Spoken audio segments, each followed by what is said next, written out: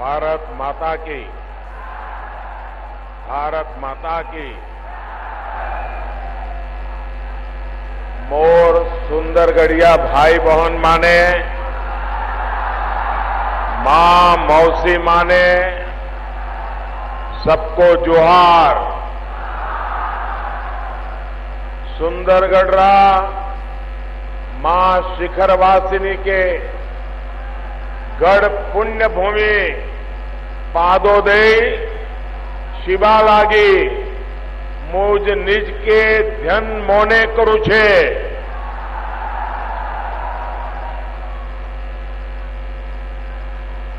मंच पर विराजमान भारतीय जनता पार्टी के सभी वरिष्ठ नेतागण, सभी हमारे उम्मीदवार और विशाल संख्या में पधारे हुए सुंदरगढ़ के मेरे प्यारे भाइयों और बहनों, सुंदरगढ़ और बाढ़कर का ये जन सैलाब, ये हुजूम, ये लहर, आपका ये स्नेह देख करके मैं अभिभूत हूं। आपने इस सेवक को आशीर्वाद देने जिस बड़ी संख्या में आए हैं, इसे मैं जीवन भर कभी भूल नहीं सकता। और मैं हेलीकॉप्टर से देख रहा था कि जितने लोग ये सामने दिखते हैं, उससे ज्यादा लोग बाहर दिख रहे हैं। थोड़ी देर पहले यहां मुझे किसी ने बताया कि पहली बार देश का कोई प्रधानमंत्री सुंदरगढ़ आया है। ये सही बात है। जब वो ये कह रहे थे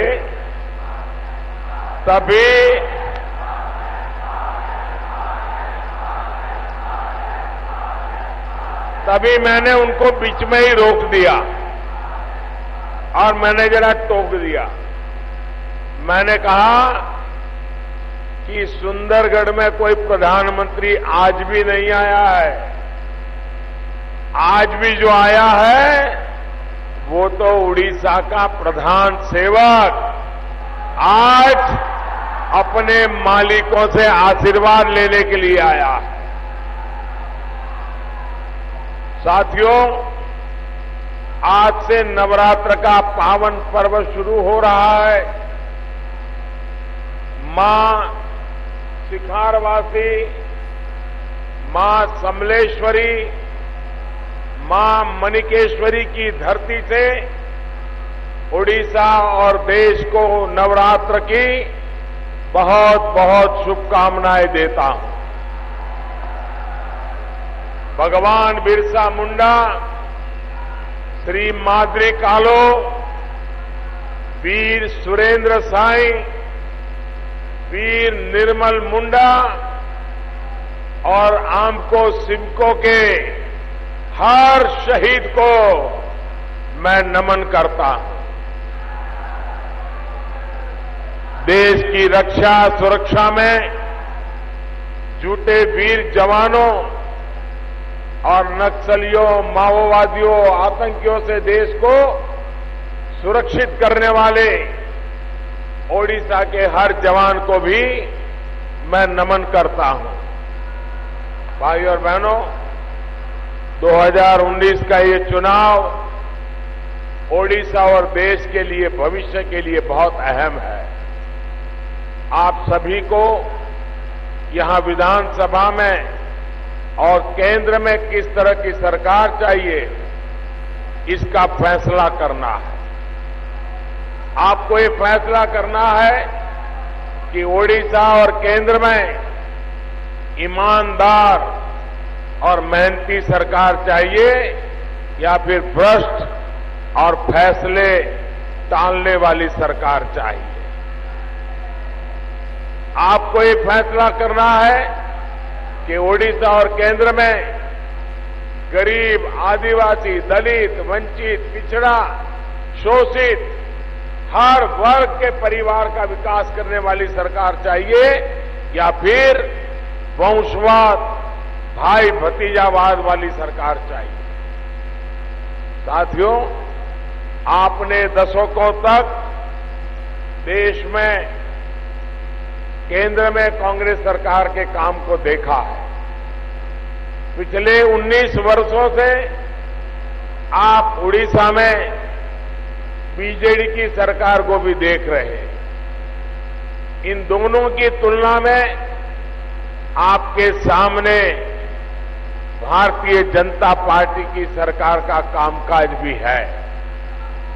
साथियों, आज ही भारतीय जनता पार्टी का स्थापना दिवस भी है।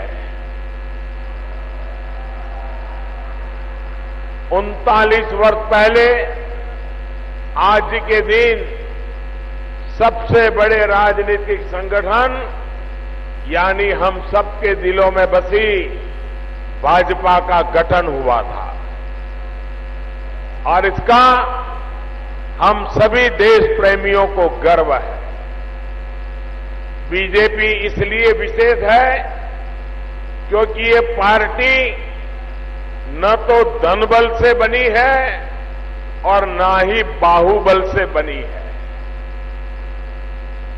और न ही ये बाहर से उधारी ली गई कोई विचारधारा से बनी है।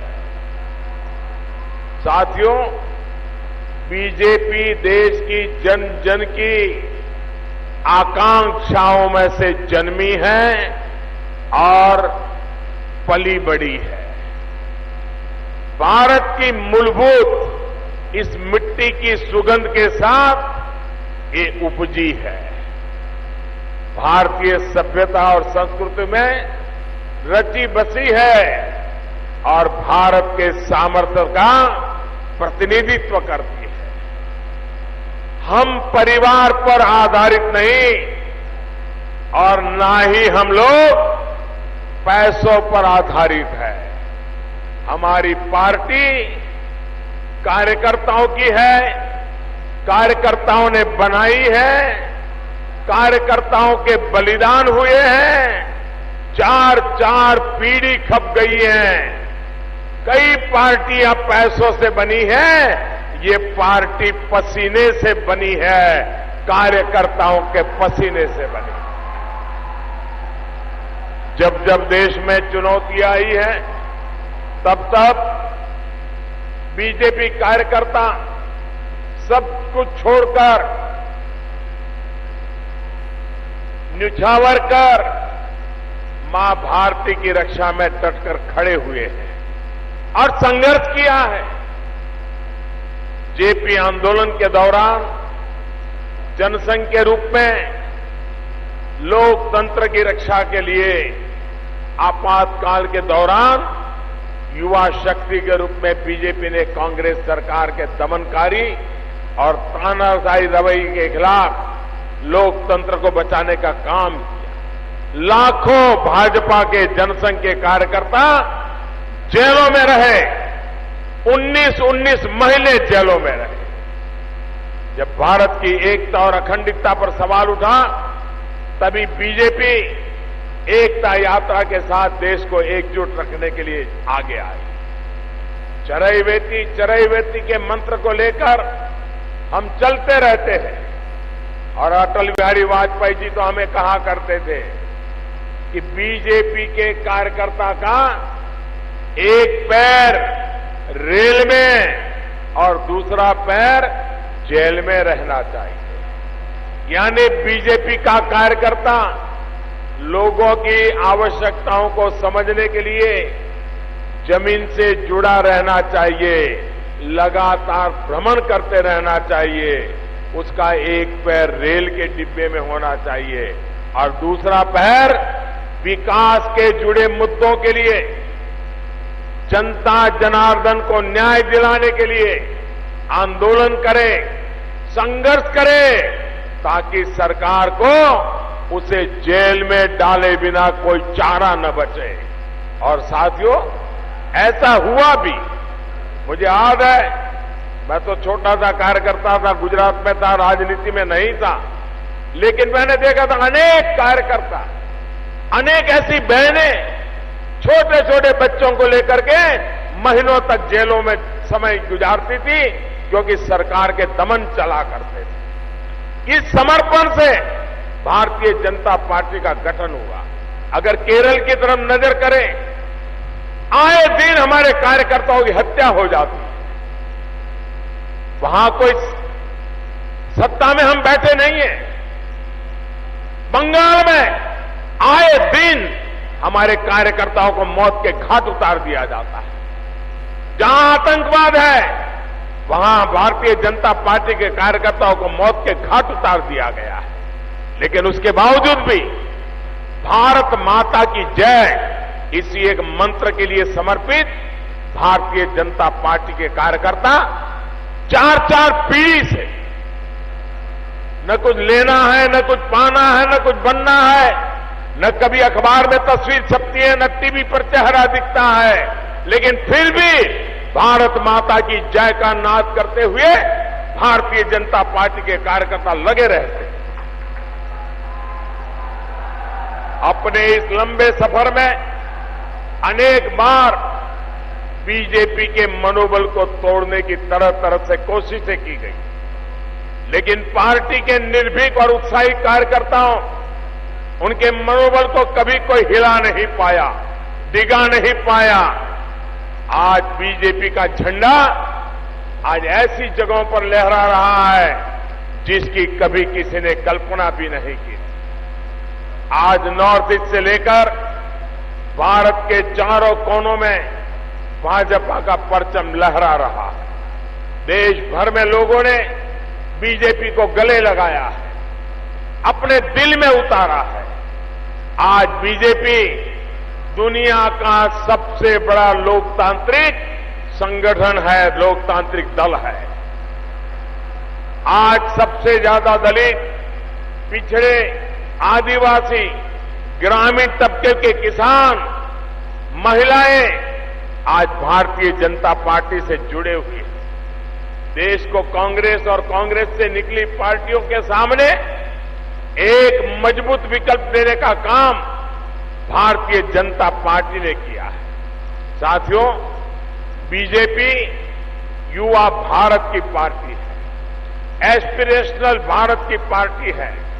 इससे किसान जुड़ रहे हैं, जवान जुड़ रहे हैं, नौजवान जुड़ रहे हैं, महिलाएं जुड़ रही हैं। अगर भारत की राजनीति में किसी दल ने विकास को मुख्य मुद्दा बनाया, उसे जन आंदोलन का रूप दे दिया, तो वो भारतीय जनता पार्टी है। इतने कम समय में इतनी तेजी से आगे बढ़ा दल, इतनी छोटी आयु वाला दल जिसने भारत की पूर्ण बहुमत की सरकार बनाई, वो है भारतीय जनता पार्टी। भाइयों बहनों, अटल जी ने कहा था, अंधेरा छटेगा, सूरज निकलेगा, कमल खिलेगा। आज जब मैं उड़ीसा की धरती पर आया हूं, तो मैं भी देख रहा हूं कि उड़ीसा में चाहे राज्य की सरकार हो, चाहे केंद्र की, कमल खिलना तय है। उड़ीसा की जनता ने तय किया है। कोई 5-7 साल पहले कल्पना भी नहीं कर सकता था कि यहां बीजेपी का डंका बजने लगेगा। आज मैं दावे के साथ फिर से एक बार दोहराता हूं कि ओडिशा में इस बार सबसे ज्यादा कमल खिलने वाले हैं। हमारी इस सफर में भारतीय जनता पार्टी की विचार यात्रा में, भारतीय जनता पार्टी की विकास यात्रा में, भारतीय जनता पार्टी की त्याग तपस्या की इस यात्रा में श्रद्धेय पंडित दीनदयाल उपाध्याय जी, कुशाभाऊ ठाकरे जी, अटल बिहारी वाजपेयी जी, लाल कृष्ण आडवाणी जी, जगन्नाथ राव जोशी जी, मुरली मनोहर जोशी जी, राजमाता सिंधिया जी, ऐसे अनेक तपस्वी कार्यकर्ताओं के मार्गदर्शन इस पार्टी को बनाया है। और यहां हमारे उड़ीसा में भी किसी जमाने में देवेंद्र प्रधान जी, देवेंद्र महापात्र जी, विश्वभूषण हरिचंदन जी, विक्रम केसरी देव जी जैसे अनेक कार्यकर्ताओं ने अपनी तपस्या से पार्टी को मजबूत किया है। और आज की पीढ़ी भी पूरी ताकत से लगी हुई है और उड़ीसा में भारतीय जनता पार्टी का परचम फहरा रही है। मैं भारतीय जनता पार्टी के 11 करोड़ से ज्यादा सदस्यों को आज भारतीय जनता पार्टी के स्थापना दिवस पर आदरपूर्वक नमन करता हूं, उनके उत्साह का नमन करता हूं, उनके जोश को नमन करता हूं, उनके संकल्प को नमन करता हूं, उनके परिश्रम को नमन करता हूं और देश के लिए जीने मरने की उनकी भावना की प्रतिबद्धता को आज मैं आदरपूर्वक नमन करता हूं। अब उनके ही परिश्रम से देश में एक बार फिर पूर्ण बहुमत वाली सरकार बनने जा रही है। बीते 5 वर्षों में हमने देश को ये दिखाया है कि जब कांग्रेस कल्चर से मुक्त पूर्ण बहुमत वाली सरकार चलती है तो उसका मतलब क्या होता है। भाइयों और बहनों, भारत अब आतंकियों को घर में घुस करके मारता है। मारता है कि नहीं मारता है? आप खुश हैं?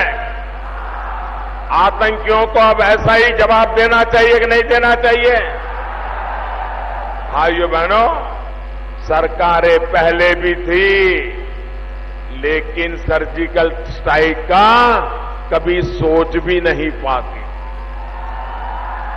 सरकारें पहले भी थी लेकिन दूसरे देश की सीमा पर पार जाकर के हवाई जहाज से आतंकियों को, ठिकानों को खत्म करना उनके बस का रोग नहीं था।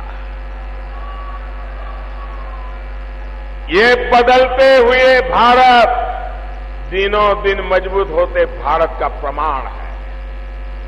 आप मुझे बताइए, देश मजबूत होना चाहिए कि नहीं होना चाहिए? मजबूत भारत के लिए मजबूत भाजपा होना चाहिए कि नहीं होना चाहिए? मजबूत भारत के लिए मजबूत सरकार होनी चाहिए कि नहीं होनी चाहिए? मजबूत भारत के लिए मजबूत ओडिशा होनी चाहिए कि नहीं होना चाहिए? मजबूत ओडिशा, मजबूत भारत के लिए कमल खिलना चाहिए कि नहीं खिलना चाहिए? पूरे उड़ीसा में कमल खिलना चाहिए कि नहीं खिलना चाहिए? हर विधानसभा में कमल खिलना चाहिए कि नहीं खिलना चाहिए? हर लोकसभा में कमल खिलना चाहिए कि नहीं खिलना चाहिए? साथियों, एक मजबूत देश, उसकी मजबूत सरकार ही अपने देश के भीतर की चुनौतियों को तेजी से समाप्त कर सकती है।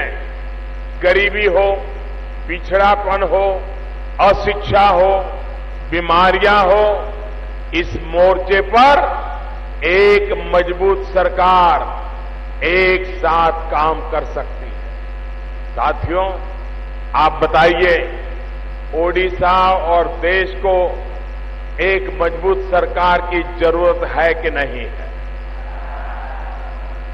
जरूरत है कि नहीं है? जरूरत पूरी करेंगे? जी जान से जुटेंगे? देश के तेज विकास के लिए एक मजबूत सरकार की जरूरत है, ये हम सब स्वीकार करते हैं। साथियों, सरकार ऐसी होनी चाहिए जो सबका साथ सबका विकास इस मंत्र पर चलने वाली, न कि जाति, पंथ, संप्रदाय और क्षेत्र के नाम पर भेदभाव करने वाली सरकार हो।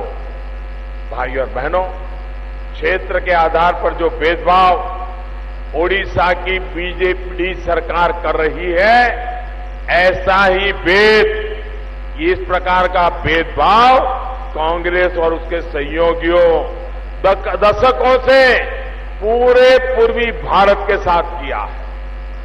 यही कारण है कि उत्तर प्रदेश, बिहार, झारखंड, नॉर्थ ईस्ट, पश्चिम बंगाल और ओडिशा सहित देश का ये पूर्वी हिस्सा विकास की रोशनी से दूर रहा। ये आपका चौकीदार है।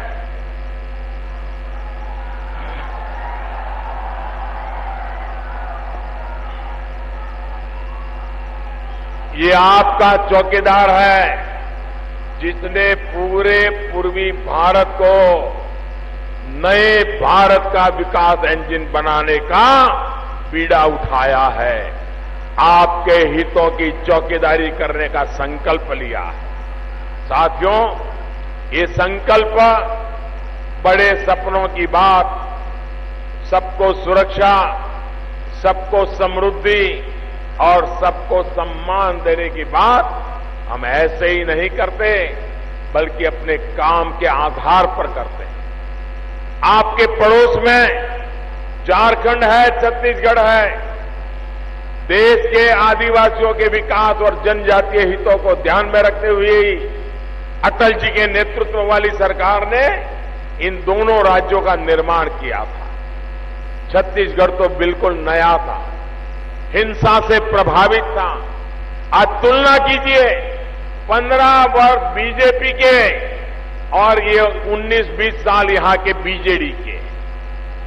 ऐसे ही झारखंड में आज विकास गांव-गांव तक पहुंच रहा है। सामान्य मानवी को हर प्रकार की सुविधाएं पहुंचना में तेज गति से आगे बढ़ रहा है।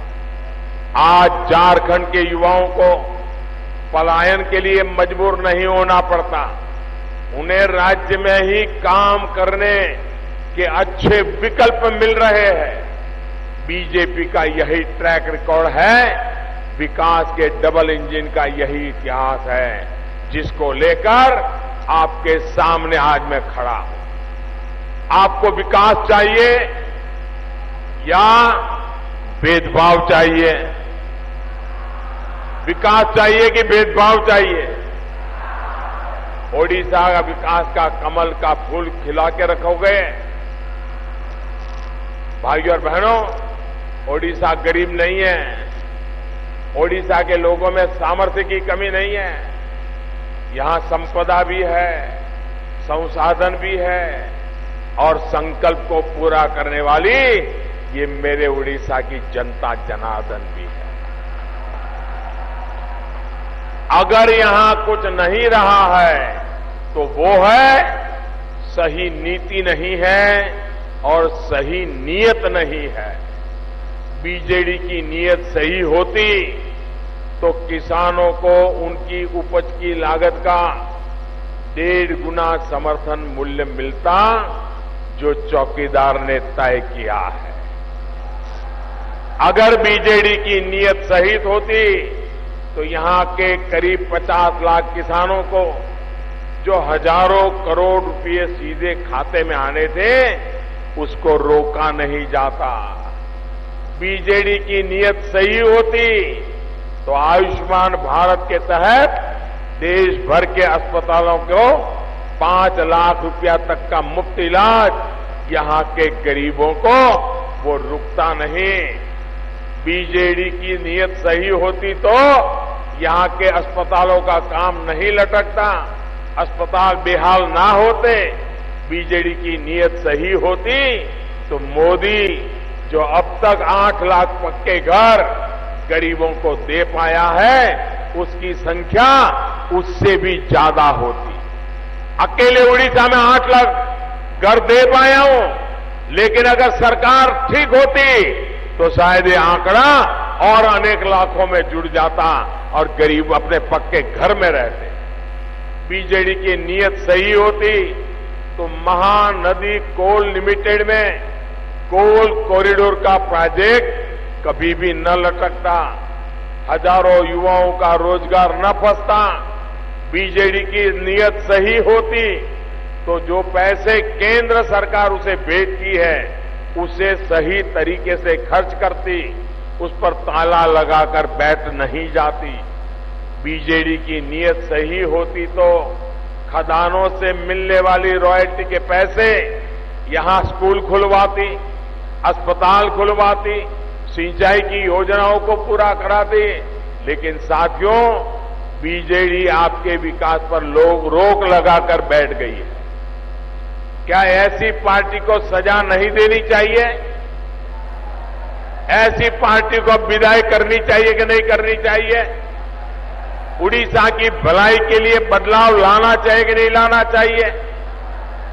उड़ीसा के आपके संतानों के लिए, यहां की युवा पीढ़ी के लिए नई तेज तर्रार सरकार की जरूरत है कि नहीं है? क्या इतनी सुस्त सरकार ओडिशा का विकास कर पाएगी क्या?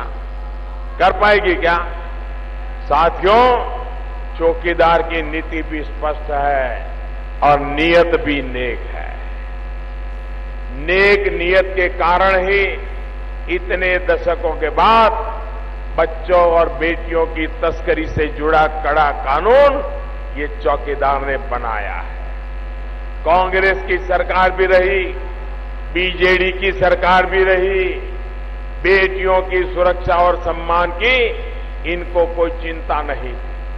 बेटियों के सम्मान और सुरक्षा की चौकीदारी की नीति चौकीदार लेकर के आया है। नेक नियत है तभी तो बेटियों को स्कूल में अलग शौचालय, घर घर में इज्जत घर देने का काम और धुएं से संघर्ष करती ओडिशा की 35 लाख बहनों को गैस कनेक्शन दिया गया है। भाइयों और बहनों, विकास की पंचधारा बच्चों की पढ़ाई, युवा को कमाई, बुजुर्गों को दवाई, किसानों को सिंचाई और जन जन की सुनवाई, इसी रास्ते पर ये चौकीदार काम कर रहा है। विकास की ये पंचधारा जनजातीय अंचलों में भी दिख रही है। आपके इस चौकीदार ने देश को स्पोर्ट्स सुपर पावर बनाने का सपना देखा है। सुंदरगढ़ तो हमारी हॉकी की नर्सरी है, नर्सरी। 5 वर्ष में आपने भी देखा है कि हर खल में भारत का प्रदर्शन कितना सुधरा। खेलो इंडिया जैसा एक बहुत व्यापक अभियान देश के कोने कोने में प्रतिभा को पहचानने के लिए हमने चलाया है। हमारा प्रयास कि अपने जनजातीय युवाओं को खेलों की अधिक सुविधाएं दी जाए, इसलिए इसके लिए हर आदिवासी बाहुल्य जिले को आने वाले वर्षों में 5 करोड़ रुपए तक की सहायता का प्रावधान किया गया है। इसी तरह बच्चों की पढ़ाई के लिए एकलव्य मॉडल स्कूल खोले जा रहे हैं। पढ़ाई के लिए जो मदद दी जा रही है वो सीधे आपके बैंक खाते में जमा करने की व्यवस्था की गई है। आपको पता है ना, सुंदरगढ़ ही नहीं, ओडिशा ही नहीं, बल्कि पूरे देश में आदिवासी हितों, आदिवासी विकास की जिम्मेवारी को कौन संभाल रहा है? आपके ही सांसद, मेरे मित्र जुएल ओराम जी संभाल रहे हैं।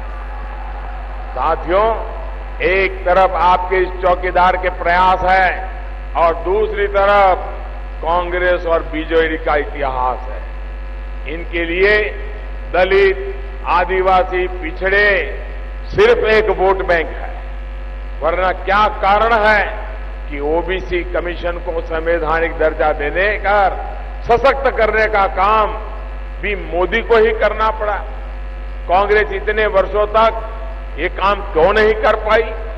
कांग्रेस की ये नीति रही है कि लोगों को जात पात के जंजाल में उलझाए रखें ताकि वो सवाल न पूछ पाए। यही कारण है कि देश से और ओडिशा से कांग्रेस साफ हो रही है। बरसों तक कांग्रेस में काम करने वालों को अब कांग्रेस पर भरोसा नहीं बचा है।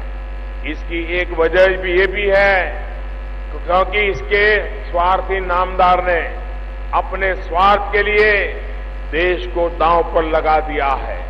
आपका ये चौकीदार आतंकियों और नक्सलियों, माओवादियों को सबक सिखाने में जुटा है और कांग्रेस इनको आश्रय देने वालों को बचाने में लगी है। चौकीदार देश के सपूतों के सम्मान के लिए मैदान में है, कांग्रेस देश के हितों के खिलाफ काम करने वालों के सम्मान में मैदान में है। आपका चौकीदार पाकिस्तान के आतंकी ठिकानों पर स्ट्राइक करता है, कांग्रेस जवानों के विशेष अधिकार को ही हटाने में जुटी है। भाइयों और बहनों, देश की सुरक्षा और ओडिशा के विकास के लिए आप सभी चौकीदारों को कमल का फूल पूरी मजबूती से खिलाना है। आप कमल खिलाएंगे, चौकीदार को मजबूत करेंगे, तो बोलिए मेरे साथ, मैं कहूंगा मैं भी, आप भी बोलिए चौकीदार, मैं भी, मैं भी, मैं भी। गली गली में, गली गली में चौकीदार, गली गली में, चौक चौक पर, गांव गांव है, शहर शहर है, बच्चा बच्चा, बूढ़े बुजुर्ग, माता बहनें घर घर में है, खेत खलिहान में, बाग बगान में, देश के अंदर, सरहद पर भी डॉक्टर, इंजीनियर, शिक्षक, प्रोफेसर, लेखक, पत्रकार, आदिवासी, वनवासी, दलित, पीड़ित, वंचित, शोषित, किसान, कामगार, दुकानदार भी, वकील, व्यापारी भी, स्टूडेंट भी,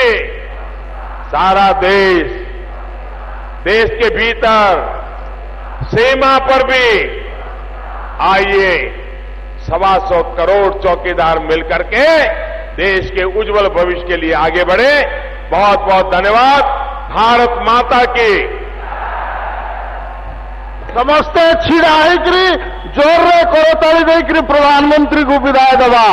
समस्ते छिड़ा करताली देकरी मां मने हुए देकरी समस्ते प्रधानमंत्री को आमर स्टेज रू विदाय देवा।